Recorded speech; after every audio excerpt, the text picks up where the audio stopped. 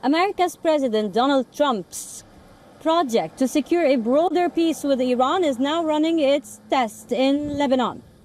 A U.S. brokered deal in Lebanon has resulted in less Israeli strikes on Lebanon, but part of the deal is for the Israeli troops to remain in southern Lebanon until Hezbollah disarms.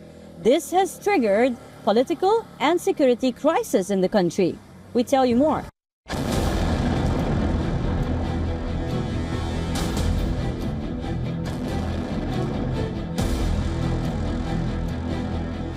After months of escalating conflict, Israel's military campaign against Hezbollah has slowed down. The shift comes after US President Donald Trump, while pushing for a ceasefire with Iran and the reopening of the Strait of Hormuz, pressed Israel to scale back its operations in Lebanon.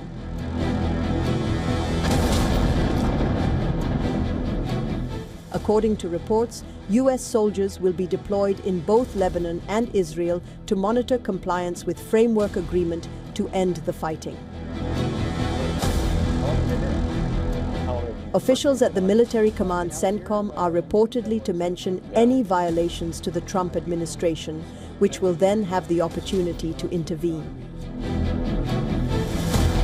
The United States brokered an agreement between Israel and the Lebanese government that would allow Israeli troops to remain in southern Lebanon until Hezbollah is disarmed, and the Lebanese army assumes full control of the area. The IDF will remain in the security zones in Lebanon, Syria and Gaza until further notice in order to protect our residents and communities from jihadist elements. However, Hezbollah was not part of the negotiations. The group has rejected the deal, warning that any attempt to implement it could spark internal conflict.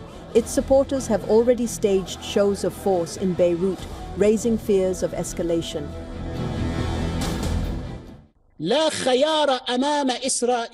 Israel has no option but to withdraw completely from every inch of our Lebanese land and cease all aggression by air, land and sea in all its forms.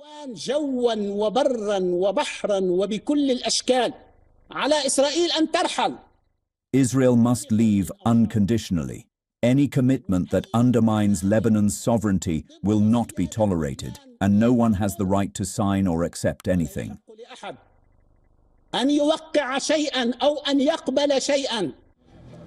Israel says its continued military presence is necessary to prevent future cross-border attacks and to dismantle Hezbollah's infrastructure along the frontier. Lebanon recognizes Israel, Israel recognizes Lebanon, and both Iran and Hezbollah are told, "Get out of here, you have nothing to do here." There are two sovereign states, wanting to make peace between themselves, truly want to restore a reality of security and prosperity to the residents of the north and also to the residents of Lebanon. Under the agreement, Israeli forces would remain deployed until Hezbollah is disarmed, a condition many analysts say is unlikely to be met anytime soon. The fighting since March has killed around 4,000 people and injured nearly 12,000, according to Lebanon's health ministry.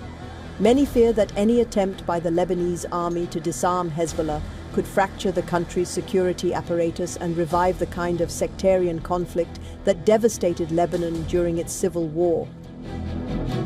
Lebanese President Joseph Aoun has defended the agreement, urging calm and warning against incitement that could trigger sectarian violence.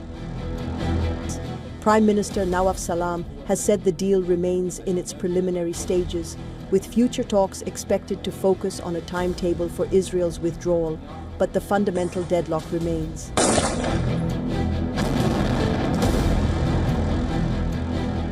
Israel says it will not leave until Hezbollah disarms. Hezbollah refuses to disarm while Israeli troops remain on Lebanese soil.